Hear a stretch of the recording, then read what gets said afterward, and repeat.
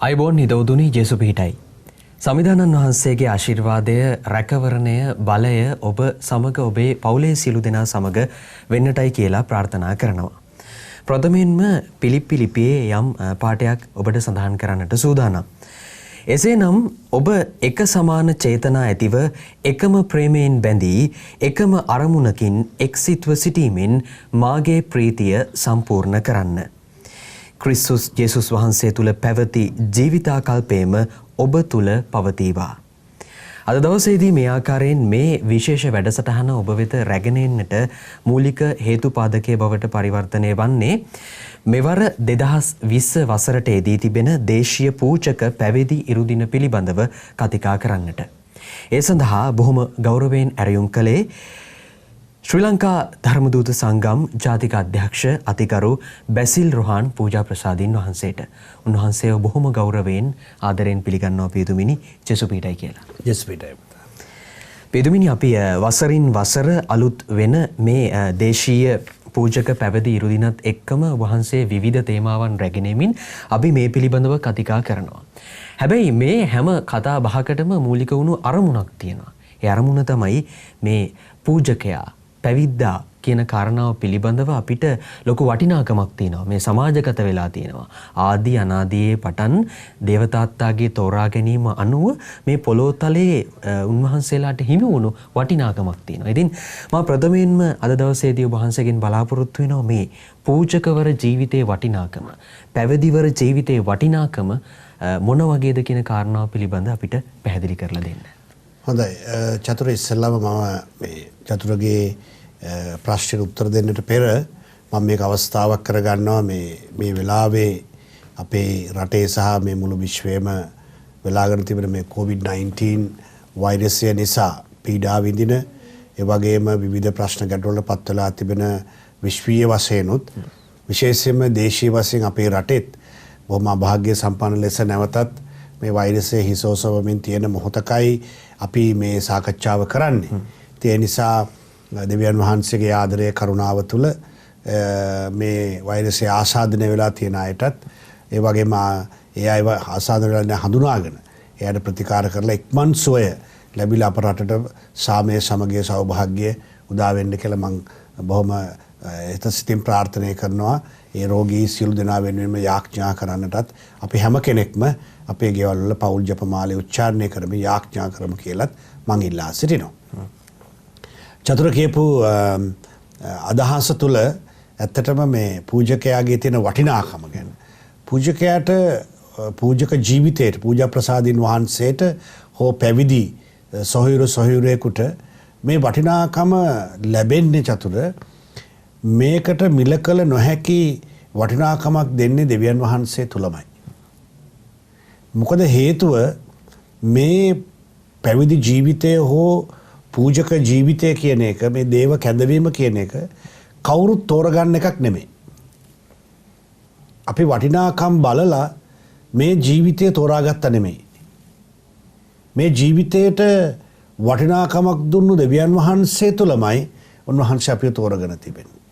ඒ නිසායි මම දකිනවා පූජකතුමෙක් හැටියට පෞද්ගලිකව පූජක ජීවිතයට හෝ පැවිදි ජීවිතයට අසීමිත ඒක අපිට කියලා ප්‍රකාශ කරන්න බැරි සීමාවක් නැති වටිනාකමක් තිබෙන ඊ타ත්ම භාග්‍යවන්ත ජීවිතයක් හැටියටයි මම මේ පූජක ජීවිතය දකින්නේ. ඒකට හේතුව මේ ස්ථීරවම අපිට ඍජුවම දෙවියන් වහන්සේ තුලින්ම උන්වහන්සේගේ පෞද්ගලික තෝරා ගැනීමකින් ලැබෙන කැඳවීමක්. ඒ නිසා ඒක කවදාකවත් අපිට සීමාවක් තුල දාලා මේ වගේ වටිනාකමක් කියන්න බෑ. අසීමිත වටිනාකමක් තියෙන දෙයක් තමයි පූජක ජීවිතය සහ පැවිදි ජීවිතය කියන්නේ. මෙවර දේශීය පූජක පැවිදි ඉරුදින සඳහා වහන්සේලා තෝරාපත් කරගෙන තිබෙන තේමාව බවට පත්වෙන්නේ මේ දේව කැඳවීම ප්‍රීතියෙන් සමරමු. දැන් වෙනත් වර්ෂයන්ට වඩා පියතුමිනි සමහර වෙලාවට වෙනත් වර්ෂයන් වල තේමාවන් එක්ක අපි සංසන්දනය කළොත් එහෙම අපේ ගිහියත් එක්ක දායකත්වයක් තිබුණා. ශුද්ධ කතෝලික සභා මාතාවත් එක්ක මෙය එකට කැටි කරලා වහන්සේලා අරගෙන තිබුණා. හැබැයි මේ මට හිතෙනවා ඍජුවම පූජා ප්‍රසාදීන් වහන්සේලාත් එක්ක එකතු වෙලයි මෙවර තේමාව නිර්මාණය වෙලා තියෙන්නේ. ඔව් චතුර දැන් මම චතුරට කිව්වා වගේ පළවෙනි දේ මේ පූජක ජීවිතයේ වටිනාකම පිළිබඳව අපි කතා කළා වගේම ඒ වටිනාකම අපිට අසීමිත නම් ඒ වටිනාකමට සීමාවක් දෙන්න බැරි නම් පූජක ජීවිතයේ ඇත්තටම අපි සමරන්න ඕන සතුටෙන් ප්‍රීතියෙන්. හැබැයි මේ පූජක ජීවිතයේ පැවිදි ජීවිතය ප්‍රීතියෙන් සතුටෙන් සැමරීමට අපිට තියෙන ප්‍රධානම මාර්ගය තමයි මේ දෙවියන් වහන්සේ තුල මේ පූජක ජීවිතය සහ පැවිදි ජීවිතයේ තිබෙන බැඳියාව සම්බන්ධතාවය. එතකොට පූජක ජීවිතය සහ පැවිදි ජීවිතය දෙවියන් වහන්සේ තුල ගැඹුරු සම්බන්ධයක් තිබෙනවා නම් ඒක ස්වභාවයෙන්ම ප්‍රීතියෙන් සමරන ජීවිතයක් බවට පත් වෙනවා. ඉතින් මේ අපි දන්නවා ශුද්ධ බයිබලයේ පැහැදිලි ලෙස තියෙනවා දෙවියන් වහන්සේ විසින් කොහොමද ජේසු මේ ශ්‍රාවකයන් වහන්සේ මේ පූජකයා කියන නාමය තෝරගත්තේ කියලා. whom he wanted. උන්වහන්සේට ඕන කරන කෙනාව. මේ පූජක ජීවිතයට පැවිදි ජීවිතයට චතුර මේ මහා සංඛ්‍යාත්මක වශයෙන් ගත්තොතින් අපේ දේශය තුල බිහි වෙලා ඉන්න ගරු පූජා ප්‍රසාදින් වහන්සේලා ගනු කන්‍යා සොහොයුරියන් පැවිදි සොහොයුරන් මේ ඉබේ පහළ වෙලා නැහැ. ඒ අය දෙවියන් වහන්සේ විසින්ම නම් කරලා පත් කරපු අය. ඒ නිසා මම හිතන්නේ මට නම් පූජකතුමෙක් හැටියට පුදුමාකාර සතුටක් ප්‍රීතියක් ජීවිතයේ තිබෙනවා. මොකද මගේ පූජක ජීවිතය තුල මගේ තිබෙන දක්ෂතා, මගේ තිබෙන හැකියාවන්, මගේ තිබෙන වටිනාකම් ගැන කවදාකවත් මං දන්නවා දෙවියන් වහන්සේ හිතලා නැහැ. උන්වහන්සේට මගෙන් යමක් කරන්න හැකියාව තියෙනවා කියන ඒ අදහස තුල පමණයි. මම මෙතනදී පොඩි කරුණක් චතුරට මතක් කරන්නට කැමතියි.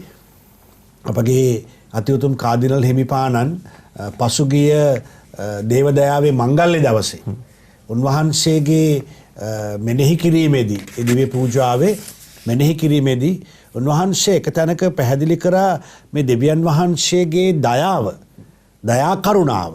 ඒ තමයි වචනේ දයා කරුණාව මොනතරම් ප්‍රබලද මොනතරම් අසීමිතද කියලා ජේසු උන්වහන්සේගේ ගමන් ගන්න ඒ පාරේදී කොනක හිටපු මතේතුමා කියන මේ බදු අය කරන මේ පුද්ගලයාව දිහා දයානුකම්පාවෙන් බලපු බැල්ම තමයි මතේතුමාට අර සියලු දේම අතෑරලා දාලා දෙවියන් වහන්සේ තුල නැවත බැඳෙන්න, දෙවියන් වහන්සේ තුල ගැඹුරෙන් බද්ධ වෙන්න මේ මතේතුමාට හැකියාව ලැබිලා ඔහු සුද්ධ මතේතුමා බවට පත් උනේ. ජීවිත පෙරලියක් ඇති උනේ ඒ දැක්ම තුල. ඒ නිසා මම හිතනවා දෙවියන් වහන්සේ තුල අපි පූජා ප්‍රසාදින් වහන්සේලාට ගරු කන්‍යා සොහොයුරියන්ට සහ පැවිදි සොහොයුරන්ට ලබා දී තිබෙන මේ කැඳවීම මේක මහා පුදුම දෙයක්. ඒ නිසා මේ කැඳවීම අපි දෙවියන් වහන්සේ තුලම නැවත සමරන්න ඕන කියන අදහසයි මගේ අදහස. ඔබ වහන්සේ පැහැදිලි කරන කාරණාවත් එක්ක පැහැදිලුනේ පියතුමිනි අපි දැන් රටක් විදියට ශ්‍රී ලංකාව විදියට ගත්තාම අපේ රදගුරු පදවි 12ක් උතුර දකුණ නැගෙනහිර බටහිර යාවෙන්න ගත්තම රදගුරු පදවි 12ක් ඇතුලේ අපේ ගරු පූජා ප්‍රසාදීන් වහන්සේලා පැවිදි සර්යන් ස්වාමීන් වහන්සේ වෙනුවෙන් කැප වෙලා සේවාව කරනවා. අපි ඇතැම් ප්‍රදේශවලට ගිහුවාම බොහොම දුෂ්කරයි. උන්වහන්සේලා පයින් ඇවිදගෙන යනවා. නිවෙස් බැහැ දකින්න යනවා. රෝගීන්ට සක්‍රමේන්තු දානය කිරීමේ කර්තව්‍යයන්හි නියැලෙනවා. අර දවල වර්ණයෙන් බැබලෙන මේ සුදු වස්ත්‍රය දකින්නවත් එක්කම මනුෂ්‍ය හදවත් තුල ජනිත වෙන්නේ ඇති වෙන්නේ බොහොම ශ්‍රද්ධාවක්. ඒ වගේම ආදරයක්, ගැඹීරභාවයක්.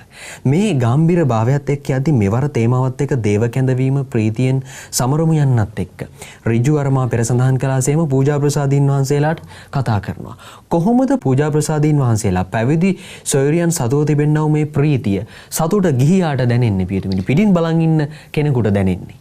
ඔව් ඒක චතුර ඇත්තටම මේ මවාපෑමක් වෙන්න බෑ. දැන් මේ ප්‍රීතිය මේ ඔය අපි මේ පාර ගත්ත තේමාවේ සඳහන් කරන ප්‍රීතිය අධ්‍යාත්මික ප්‍රීතියක්. මේක ඇතුළාන්ත ප්‍රීතියක්. මේක දෙවියන් වහන්සේ සමග තිබෙන පූජා ප්‍රසාදින් වහන්සේ කෙනෙක් හෝ ගරු පැවිදි සෝරියක් හෝ පැවිදි සොහොයුරෙක් තුල තිබෙන ගැඹුරු අධ්‍යාත්මික සම්බන්ධතාවයේ ප්‍රීතිය. එතකොට අපි පියතුමෙක් හැටියට හෝ ගරු කන්‍යා සොයුරියක් සහෝදරතුමෙක් හැටියට හෝ අපිට එදිනදා ජීවිතය ගෙවන්න පුළුවන්. හැබැයි අර ප්‍රීතියෙන් ගෙවනවා කියන එක මේක බොහොම සතුටෙන් මේ දෙවියන් වහන්සේ තුලම ලැබුණා වූ මේ කැඳවීම අපි සතුටෙන් ගෙවනවා කියන එක අපිට එන්න නම් ඔය අහන විදිහට අර ගැඹුරු දෙවියන් වහන්සේ තුල පවතින සම්බන්ධතාවය වෙන්නට ඕන. අත්ත මිදිවැලට යා වෙලා තියෙන්නට ඕන. අත්ත මිදිවැලට යා වුණේ නැත්තම් ජේසු පැහැදිලිව කියනවා කිසිම දවසක ඵල දරන්නේ නැහැ. හැබැයි මේ අත්ත මිදිවැලට යා වෙලා තියෙන අතු වඩා ඵල දරන පිණිස සුදු බයිබලයේ කියනවා ඒවා පාහිනවා කියලා. ඒ පාහිනකොට මේ මිදිවැලට රිදෙනවා. වේදනාවක් ඇති වෙනවා. අන්න ඒ වගේ මම දකිනවා පූජක ජීවිතය තුළ අපේ ජීවිත වලින් වඩා ඵල දැරීම සඳහා අපි වඩා දෙවියන් වහන්සේට සම්බන්ධ වීම සඳහා අධ්‍යාත්මිකව ජේසු තුල බද්ධ වීම සඳහා අපිට මේ තිබෙන කරදර දුක් ප්‍රශ්න ගැටලුත් එක්ක මේ ගමන සතුටෙන් අපි ගමන් කරන්නට ඕන. හේතුව තමයි වඩා ඵල දරන පිණිස. සමහරවිට අපි අර අපේ වචන වලින් කියනවා සමහරවිට අපි උස්සලා ගහනවා පොළොවේ. ඔව්. හරි අපි වටනවා අපි පෙරලනවා. හරි අපිට ජීවිත එපා කරනවා. සමහරවිට විවිධ ප්‍රශ්න ගැටලු වලට අනවශ්‍ය ලෙස විවේචන වලට අපි අනවශ්‍ය ලෙස තීරණ වලට හසු වෙනවා.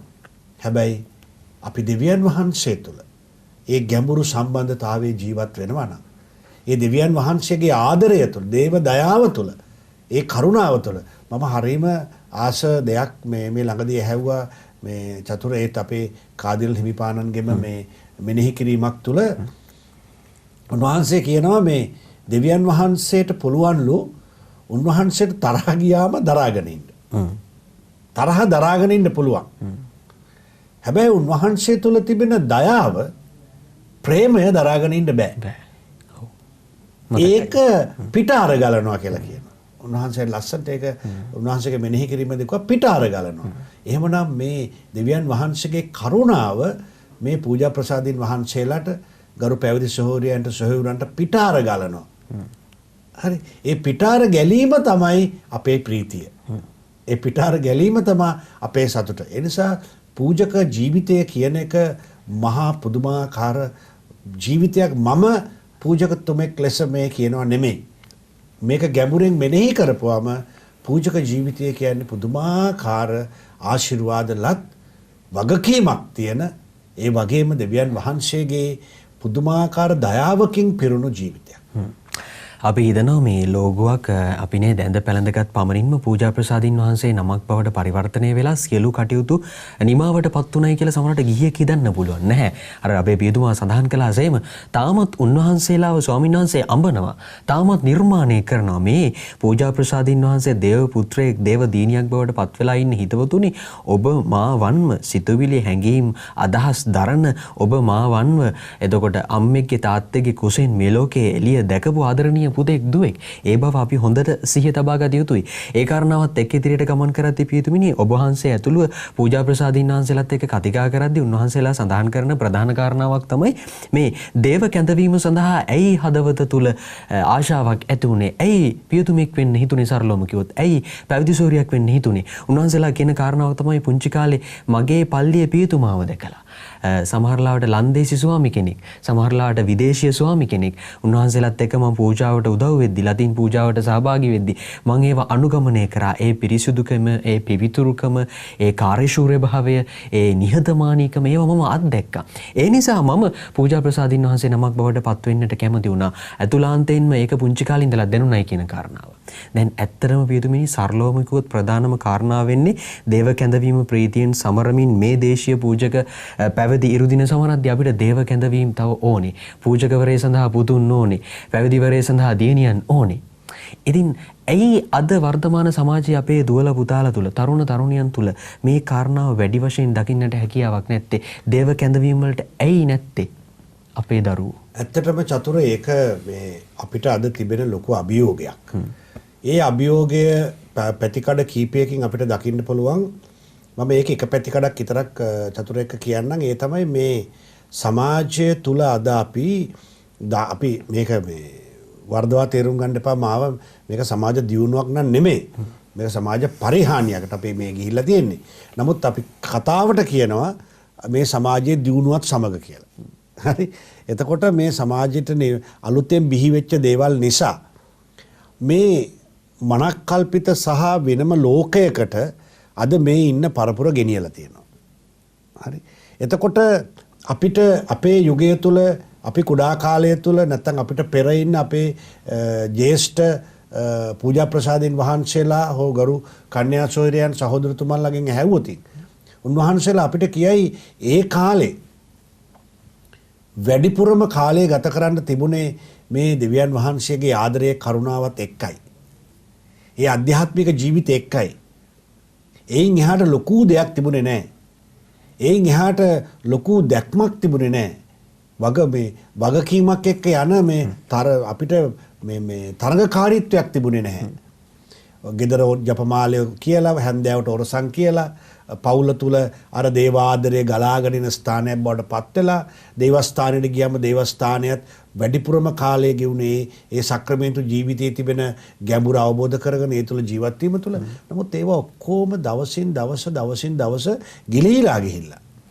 අද මේ සමාජයේ දිහා බලපුවාම අද දරුවන්ට සහ ඉන්න තරුණ පරපුරට අධ්‍යාත්මික බැඳියාවේ තියෙන අත්දැකීම ලබන්න කාලයක් නැහැ.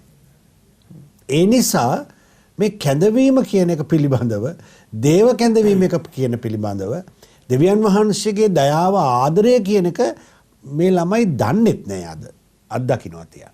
ඒකට හේතුව තමයි මේ දරුවන්ට දැන් ඉන්න අපේ කුඩා දූ දරුවන්ට අපේ තරුණ දූල පුතාලට යාඥා කරන්න කාලයක් නැහැ. ජේසුස් සමග ගත කරන්න කාලයක් නැහැ. එතකොට දිව්‍ය පූජාව තුළ අනුගත වෙන්න, දිව්‍ය පූජාව තුළ ජීවමාන වෙන්න මේ දරුවන්ට කාලයක් නැහැ. සමහරලාට දරුවෝ දිව්‍ය පූජාවට අද එන්නෙම නැහැ. තරුණ තරුණියෝ දිව්‍ය පූජාවකට සහභාගී වෙන්නෙම නැහැ. ඒ තුළ දිව්‍ය සප්‍රසාදීය ජේසුව තමුන්ගේ ජීවිතේ ලබා ගන්නෙ නැහැ.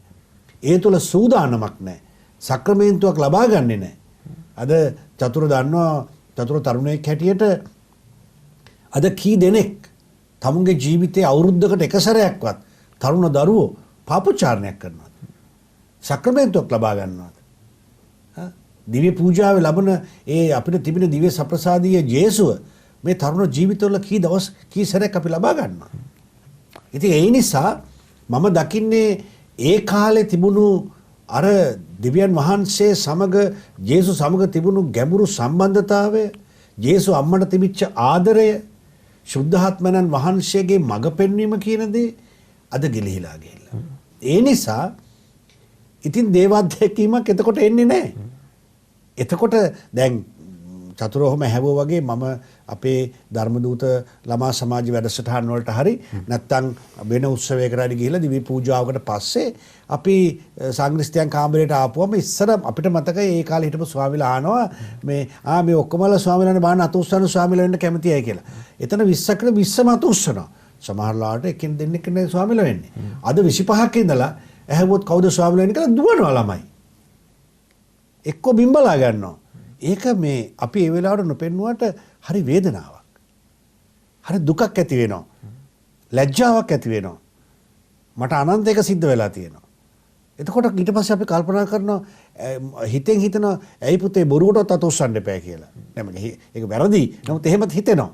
හේතුව මේ දිව්‍යන් වහන්සේ සමග තිබෙන සම්බන්ධතාවය මේ ගැඹුරු යාව ජීව භාවය නැහැ. මේක දකින්නේ නැහැ. මේක පවුල තුල නැහැ. සමාජයෙන් ගිලිහිලා ගිහිල්ලා අපේ දේවස්ථාන වල තිබෙන ඒ ව්‍යුහයෙන් ගිලිහිලා ගිහිල්ලා සමහර දේවල් තියෙනවා චතුර මට සමා වෙන්න පියතුමන්ලා පූජා ප්‍රසාදින් වහන්සේලා හැටියට අපිට හදා ගන්න දේවල් ගොඩක් තියෙනවා. මොකද හේතුව අපි මේ සක්‍රමේන්තු ටික මේ සක්‍රමේන්තු දානය කිරීම තුළ සක්‍රමේන්තුවක් අපි තව අපේ ගිහි කෙනෙකුට ලබා දීම තුළ ඒ අය මොනවද ලබා ගන්න අපේ ජීවිතවල සමහර අවස්ථා වෙන්න පුළුවන් අපි තවන දිව්‍ය පූජාව ඉස්සර අපි දිව්‍ය පූජාවට ගියාම දිව්‍ය පූජාවට සහභාගී වෙලා ඒ තුළ ජීවමාන වෙලා ගෙදර යන්නේ තව පැයකට පස්සේ පල්ලිය වටේ කැරක් ඉඳලා පල්ලිය ආభాෂය ලැබලා පියතුමාගේ ආදරය කරුණාව ලැබලා අපි යන්නේ ගොඩාක් අල්තාරය කියන්නේ අපිට තියෙන සුද්ධවම තැන ඉස්සර. නමුත් දැන් කෝ ඒවා නැතුව ගිහිල්ලා අපි ඊට වඩා වෙනත් දේවල් වලට මුල් තැන දීලාද? අපි වෙනත් දේවල් වලට අද මූලිකත්වය ලබා දීලා තිබෙනවා. ඉතින් ඒ නිසා මම නම් හිතනවා මේක ගැඹුරෙන් අපි භාවනා කළ යුතු දෙයක්. මේ දේශීය පූජක දිනයේ සමරන දවසේදී අපි ගොඩක් වෙලාවට චතුර අපි මේ පෝස්ටරයක් යවලා හරි අපි කීයක් හරි එකතු කරලා අපි ඒක ඔක්කොම එකතු කරලා පූජක පුහුණුව සඳහා කියලා අපි රෝමෙට යවලා ඒකද දේශීය පූජක දිනයේ දවසේ අපි මෙනෙහි කළ යුත්තේ නැහැ.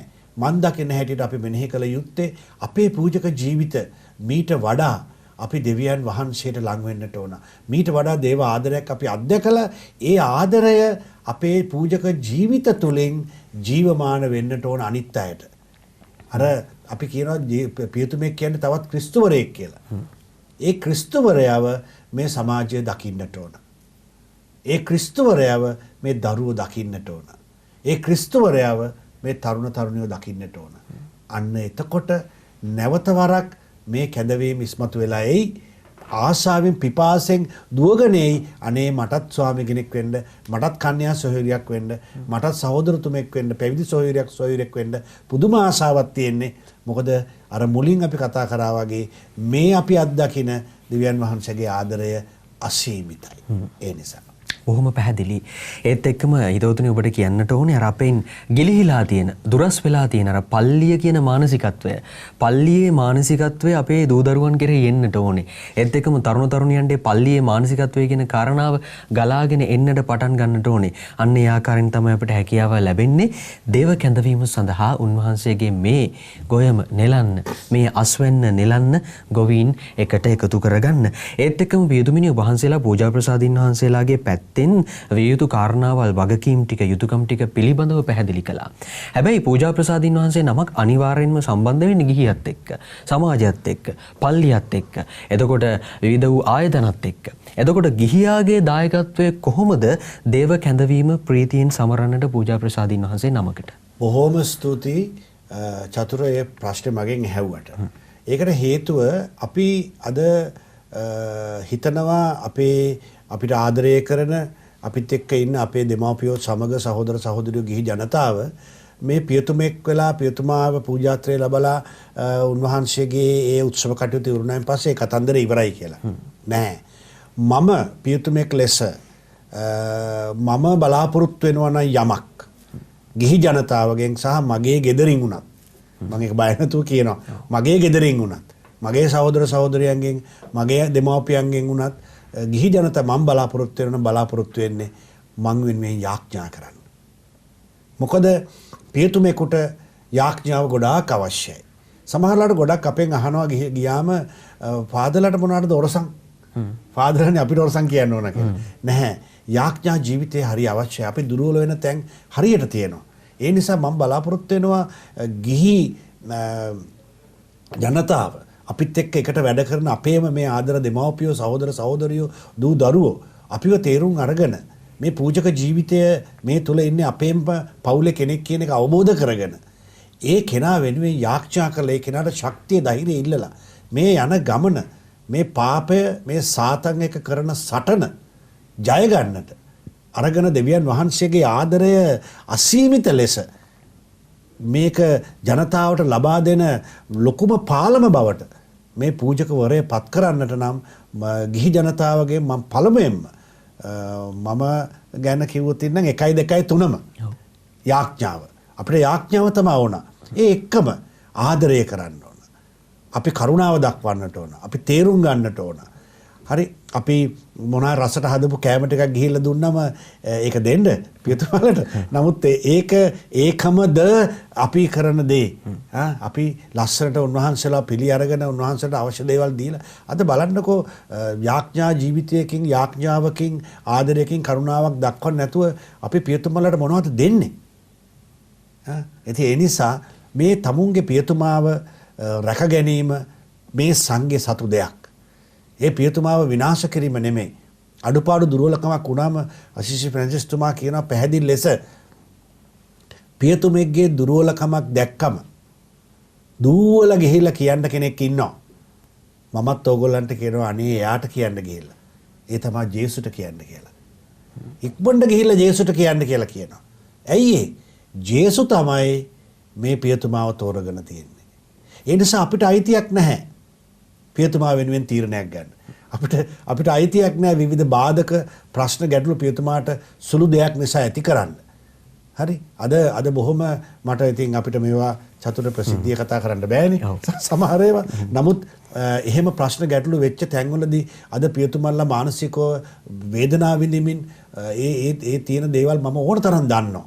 හරි දුකයි ඇත්තටම හරි වේදනයි. එහෙම දැක්කම. ඒ නිසා ඔබ චතුර මේක අහපු නිසා මම කියනවා බොහොම කරුණාවෙන් ඔබගේ හැම මේ මුළු ලංකාවේ ඉන්න අපි දේශීය පූජක ජීවිතයේ සමරන්නේ අපේ දේශීය පූජකයින්ව පැවිදි සොහොයුරියන්ව ආදරෙන් මං ගිහි ජනතාවගෙන් ඉල්ලනවා ආරක්ෂා කරගන්න. එයාව තේරුම් ගන්න. එයාට කරුණාව ආදරය දක්වන්න. ඒ කරන්න තියෙන එකම දේ තමයි පියතුමන්ලා ගරු කන්‍යා සොහොයුරියන් ඔබගේ රාජගුරු ප්‍රසාදින් වහන්සේ මේ සියලු දෙනා වෙනුවෙන්ම දිගටම යාඥා කරන්න. මේ යාඥාව තුළ සියල්ල කළ හැකි.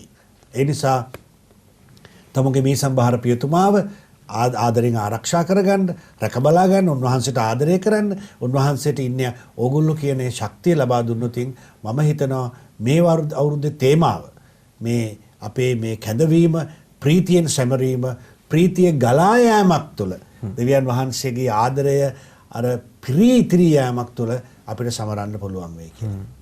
සියලුම පූජා ප්‍රසාදීන් වහන්සේලාට පැවිදි සොයුරියන්ට නේද අපේ පියතුමා මේ අපේ ශිෂ්ට ඒ ගැන හැඟීම ගිහියාගෙන් අනිවාර්යෙන්ම ඉස්මතු විය යුතුයි සහ ඒ අනුව ඔබ මම ක්‍රියා කරන්නට කටයුතු කරන්නට ඊටා ගත යුතුයි කියන කාරණාව ඔබට බොහොම පැහැදිලිව මතක් කරන්නට කැමතියි. ඒත් එක්කම පියතුමිනි මෙවර ශුද්ධාසනීය ධර්මදූත සංගම් විදියට වහන්සේලාගේ මේ සම්බන්ධ වැඩපිළිවෙල මොන වගේද? ඔව් අපි වෙන අවුරුදුවල වගේම චතුර මේ අපි දන්නවා මේ වෙලාවේ රටේ ප්‍රශ්නයක් ගැටලුවක් මුළු විශ්වය තුළම තියෙනවා. ඒත් අපි යවලා තියෙනවා මේ වෙනකොට පෝස්ටරයක් යවලා තියෙනවා. ඒ වගේම දිව්‍ය පූජාවට අත්වලක් යවලා තියෙනවා. ඒ වගේම අපි කවරේකුත් යවලා තිබෙනවා මේ දේශීය පූජක පුතුන් බිහි කිරීමේ කාර්යය සඳහා ජනතාව දායකත්වය ලබා දෙන මූල්‍යමය දායකත්වය සඳහා. ඉතින් ඒවා ඔක්කොම මේ වෙනකොට අපගේ පදවි අධ්‍යක්ෂක පූජා ප්‍රසාදින් වහන්සේලාට යවලා තියෙනවා. රාජගුරු ප්‍රසාදින් වහන්සේලාගේ පූර්ණ සහයෝගය අනුදැනුම මත මීසං වලට ඒවා බෙදා දීමට ඒ බෙදා දුන්නායින් පස්සේ නැවත ලැබෙන මම අර පෙර කියනා වගේම නැවත ලැබෙන මුදල් අපි රාජගුරු ප්‍රසාදින් වහන්සේලාගේ ආශිර්වාදය එක්ක අපිට ලැබිලා අපි නැවත සාමාන්‍ය විදිහට ඒ කටයුතු කරගෙන යනවා. හොඳයි. ඒත් එක්කම පියතුමිනි අවසාන වශයෙන් වහන්සේගෙන් දැනගන්නට කැමති දේශීය පූජකත්වයේ නංවන්න අපේ රටේ පූජක පුතුන් බිහි වෙන්න පැවිදි සොයුරියන් බිහි වෙන්න ශුද්ධ කතෝලික සභාව විදියට අපේ රටක් විදියට අරගත්තු පියවරක් තියෙනවද? එහෙම නැත්නම් ඉදිරියේදී ගැනීමට බලාපොරොත්තු වෙන යම් පියවරක් තියෙනවද? ඔව් ප්‍රධානම පියවරක් ලෙස තමයි අපි අපේ පැත්තෙන් ගත්තොත් එහෙම අපි මේ වෙලාවේ හැම කෙනෙකුටම කියනවා යාඥා කරන්නට කියලා. දෙවියන් වහන්සේට මේ කන්නලව්ව උන්වහන්සේට ඇහෙනවා. ඊටාම හොඳට ඇහෙනවා. හරි ඒ නිසා අපි යාඥා කරන්නට ඕන. ඒ වගේම අපි විවිධ දේව කැඳවීම් බිහි කිරීමේ ක්‍රියාදාමයන් මම හිතන්නේ චතුර දේව කැඳවීම් මේ වෙලාවේ ඊටා ශීඝ්‍රයෙන් අපිට එනවා ළමා ධර්ම දූත සමාජවලින්. අද ගොඩාක් ඉන්නවා ළමා ධර්ම දූත ළමා සමාජයේ හිටපු දරුවෝ පියතුමන්ලා වෙලා ගරු කන්‍යා සොහොයුරියන් වෙලා සහෝදරතුමන්ලා වෙලා ගොඩාක් ඉන්නවා. ඉතින් ඒ නිසා එක අපි ඒ නිසාම ළමා ධර්ම දූත එකත් අධ්‍යාත්මික ගමනකට යොමු කරලා අපි හැමදාම කියනවා දුවේ පුතේ ඔයගොල්ලෝ තමයි හෙට දවසේ සාන්තුවරු. ඒක තමයි ඇත්ත කතාව. හෙට දවසේ සාන්තුවරයා පූජකතුමෙක් වෙනවා කියන්නේ මේ තේමාව ප්‍රීතියෙන්ම තමයි සමරන්න වෙන්නේ. සතුට විතරමයි ඉතුරු වෙලා ඔන්න පිරීලා තියෙන්නේ. එවනම් 2020 වර්ෂයට යෙදෙන දේශීය පූජක පැවති ඉරුදින පිළිබඳවයි මෙවර තේමාව වුණු දේව කැඳවීම ප්‍රීතියෙන් සමරමු යන්නත් සමගයි අපි මේ පිළිබඳව පැහැදිලි කළේ හිතවතුනි. කතිකා කළ එසේනම් මා හැම තැනකදීම සඳහන් කරනවා වශයෙන් අපේ ශුද්ධෝ කතෝලික සභා මාතාව කියලා කියන්නේ හරි අපූර්ව පිළිවෙලට සැකසුණු කොටසක්. අතිඋතුම් ෆ්‍රැන්සිස් ශුද්ධෝත්තම පාප් වහන්සේගේ සිට ක්‍රිස්තුන් වහන්සේගේ සිට පැවතගෙන ඉන්නා මේ සභාව ඇතුලේ ගිහියා දක්වා හරි අපූර්ව ලස්සන වැඩපිළිවෙලක් තියෙනවා පිටුමිනි. සැලසුමක් තියෙනවා. හැමදේම හරි සුපිරිසිදුයි. පිළිවෙලයි. කීකරුකම මත තමයි මේ හැම දෙයක් නිර්මාණය වෙලා තින්නේ. එයට ගිහියන් වෙන අපි ගරු කරනවා. අපි පොරොන්දුවක් දෙනවා මා ගිහි පිරිස නියෝජනය කරමින් ඔබ වහන්සේලාව රැකගන්න. ඔබ වහන්සේලාට ආදරය කරන්න. ඉතින් මාත් එක්ක එකතු වෙන ආදරණීය හිතවතුනි හිතවතින දයාබ්‍රාහ්ම්‍ය තාත්තේ මාදර සහෝදර සහෝදරිනි ඔබට ඇරියුම් කරනවා. අපේ පියතුමන්ලාව ආරක්ෂා කරගනිමු, රැකගනිමු. පැවිදි සොයරියන්ට ආදරය කරමු. මේ හැම දෙයක් එක්කම අපේ ශුද්ධෝ කතෝලික නිර්මල සභාව ඉදිරියට රැගෙන යන්නට අපේ උපරිම දායකත්වය ලබා දෙමු. නැත්තම් ඔබ වහන්සේලා ගන්න මේ මහන්සිය වෙහෙසට කෝ අපෙන් දායකත්වයක් කෝ අපෙන් උදව්වක් නැත්තම් මේ හැම දෙයක්ම නිරර්ථක උත්සාහයන් බවට පරිවර්තනය වෙනවා. ඒ නිසා ඔබේ ගෙදර ඉන්න මේ අපිත් එක්ක වාඩි වෙලා ටීවී එක බලන ඔබේ ආදරණීය දුව පුතාව දේව කැඳවීම සඳහා යොමු කිරීම ඔබේ වගකීම කියන කාරණාවත් බොහොම ගෞරවයෙන් සිහිපත් කරනවා. ස්තුතිවන්ත වෙනවා පියතුමිනි මේ සාකච්ඡාවට ඔබ වහන්සේ හිත අවමනාවෙන් සම්බන්ධ වෙලා මේ කරුණ අපිට පැහැදිලි කර දුන්නාට ආයුබෝවන් ජෙසුපිටයි කියලා සමුදෙනවා. හොඳයි ජෙසුපිටයි බොහොම ස්තුතියි චතුර මේ අවස්ථාව අපිට ලබා දුන්නට වර්බුම් රූපවාහිනී නාලිකාවටත් චතුරටත් මේ කාර්ය මණ්ඩලයටත් මම විශේෂයෙන්ම ස්තුතිවන්ත වෙනවා මේ වගේ ලස්සන වැඩසටහනකට අවස්ථාව ලබා දුන්නට බොහොම ස්තුතියි ජෙසුපිටයි ඔබ සියලු දෙනාට. හිතවතුනි ඔබට ආයුබෝවන් ජෙසුපිටයි.